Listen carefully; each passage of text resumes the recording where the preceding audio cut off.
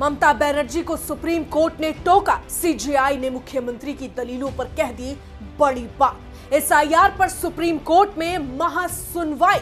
जी हां, पहले विनती, फिर टोका और फिर तीखे तेवर। जब कोर्ट रूम में सीजेआई सूर्यकांत के सामने ममता बनर्जी के अंदाज बदलते दिखे। आज हम आपको सीधे सुप्रीम कोर्ट में ममता बनर्जी की दलीलों और हर तथ्यों को बताएंगे, जहां लोकतंत्र के सबसे बड़े सवाल पर बहस हो रही है और जहां खुद पश्चिम बंगाल की मुख्यमंत्री ममता बनर्जी न्याय की बात करने पहुंची है।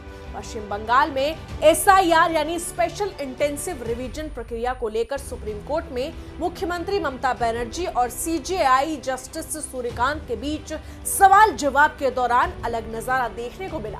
ममता की तरफ से कपिल सिब्बल से लेकर कई सीनियर एडवोकेट दलीलें दे रहे थे, लेकिन फिर भी सीएम ममता बनर्जी ने कुछ दलीलें रखने के लिए कोर्ट से मंजूरी मांगी। इसके बाद कोर्ट रूम में जो कुछ भी हुआ वो बेहद दिलचस्प रहा, जिसकी चर्चा हो रही है। ऐसे में बहुत कम मौके होते हैं जब खुद मुख्यमंत्री किसी मामले में अपनी ओर से सीजेआई के सामने दलीलें दे रहे हो, और आज कुछ ऐसा ही नजारा था। इस रिपोर्ट में हम आपको बताएंगे कि ममता बनर्जी सुप्रीम कोर्ट क्यों पहुंची, वोटर लिस्ट को लेकर उनका आरोप क्या है, चुनाव आयोग ने क्या जवाब दिया, चीफ जस्टिस ऑफ इंडिया ने ममता बनर्जी को क्यों टोका, कोर्ट ने क्या क्या सख्त और अहम बातें कही, और आगे अब और क्या होने वाला है वो इस रिपोर्ट में आपको हम बताएंगे।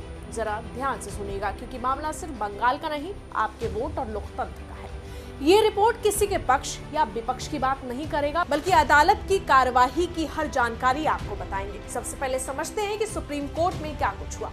बुधवार को सुप्रीम कोर्ट में पश्चिम बंगाल की वोटर लिस्ट से जुड़े विवाद पर सुनवाई हुई। सुनवाई में पश्चिम बंगाल की मुख्यमंत्री ममता बनर्जी खुद अदालत में मौजूद थी और उन्होंने अपनी बात रखने की कोशिश की। ममता बनर्जी ने अदालत में कहा कि वो न्याय के लिए सुप्रीम कोर्ट आ गई हैं और उन्होंने चुनाव आयोग को कई तथ्यों से अवगत कराया था, लेकिन उनकी बातों पर ध्यान नहीं दिया गया, ऐसा ममता बनर्जी ने अपनी दलील दी। जब ममता बनर्जी अपनी बात रख रही थी, तभी चीफ जस्टिस ऑफ इंडिया ने उन्हें बीच में रोकते हुए कहा कि उनकी ओर से वरिष्ठ वकील कपिल सिब्बल और श्याम दीवान पहले ही अदालत के सामने सभी दलीलें रख चुके हैं। सीजेआई ने यह भी स्पष्ट किया कि ममता बनर्जी की नई याचिका में कुछ अतिरिक्त बिंदु जरूर है, लेकिन जो बातें वो कह रही हैं वो पहले से ही अदालत के रिकॉर्ड में मौजूद है। ममता बनर्जी ने आरोप लगाया कि पश्चिम बंगाल में चुनाव से ठीक पहले बड़े पैमाने पर वोटर्स के नाम हटाए जा रहे हैं। अन्य राज्यों में चुनाव आयोग दस्तावेज स्वीकार कर रहा है, लेकिन बंगाल के मामले में उन्हें खारिज किया जा रहा है।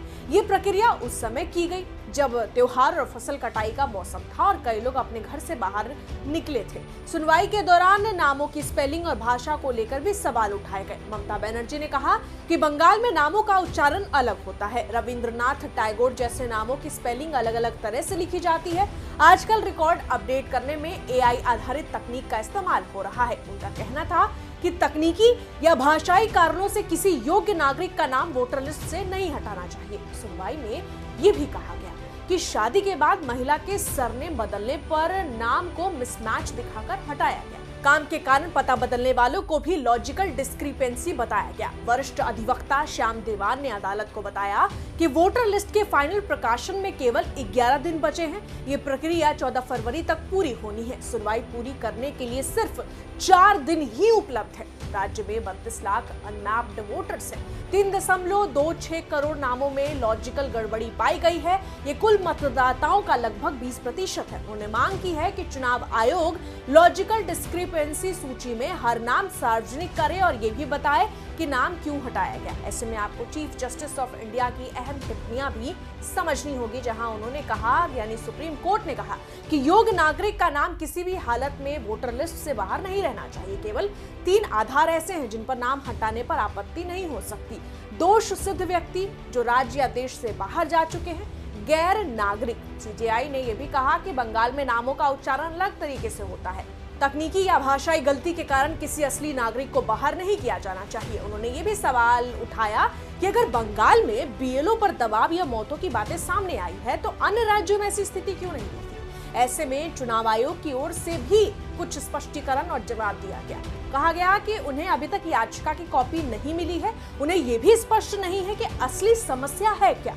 जवाब दाखिल करने के लिए 1 सप्ताह का समय दिया जाए। ये भी कहा गया कि राज्य सरकार ने पर्याप्त क्लास 2 अधिकारी उपलब्ध नहीं कराए, इसी कारण माइक्रो ऑब्जर्वर नियुक्त करने पड़े। सॉलिसिटर जनरल ने कहा कि जिस तरह के आरोप लगाए जा रहे हैं उसमें अधिकारियों के प्रति शत्रुता दिखाई देती है, यानी दुश्मनी दिखाई देती है। सुनवाई के अंत में चीफ जस्टिस ने कहा कि जरूरत पड़ी तो अदालत समय बढ़ाने का निर्देश दे सकती है। नोटिस जारी करने की प्रक्रिया में बीएलओ की भूमिका सुनिश्चित की जा सकती है। राज्य सरकार बंगाली भाषा के विशेषज्ञ उपलब्ध करा सकती है। अदालत ने आदेश दिया कि ममता बनर्जी की याचिका पर चुनाव आयोग और पश्चिम बंगाल के मुख्य निर्वाचन अधिकारी को नोटिस जारी किया जाए। अगली सुनवाई सोमवार को होगी। चुनाव आयोग उठाए गए सभी मुद्दों पर जवाब दाखिल करेगा।